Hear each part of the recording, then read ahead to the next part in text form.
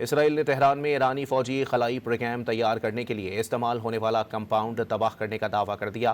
اسرائیلی فوج کا کہنا ہے کہ اس نے تہران کے وسط میں حملہ کر کے ایک ایسے کمپاؤنڈ کو تباہ کیا جو خلا میں سیٹلائٹس پر حملہ کرنے کی صلاحیتیں تیار کرنے کے لیے استعمال ہو رہا تھا۔ یہ پروگرام اسرائیل کے سیٹلائٹس اور دنیا کے دیگر ممالک کے خلائی اثاثوں کے لیے خطرہ بن رہا تھا۔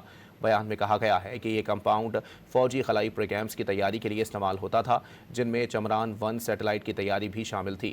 یہ سیٹلائٹ ایران کی وزارت دفاع کی الیکٹرونکس انڈسٹریز نے بنایا تھا اور اسے ستمبر 2024 میں پاسداران انقلاب نے خلا میں بھیجا تھا۔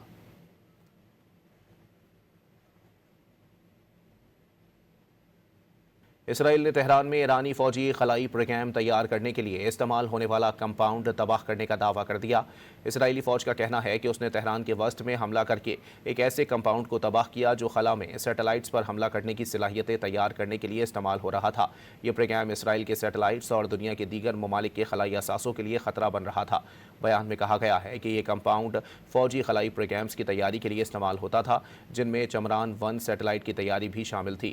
یہ سیٹلائٹ ایران کی وزارت دفاع کی الیکٹرونکس انڈسٹریز نے بنایا تھا اور اسے ستمبر 2024 میں پاسداران انقلاب نے خلا میں بھیجا تھا۔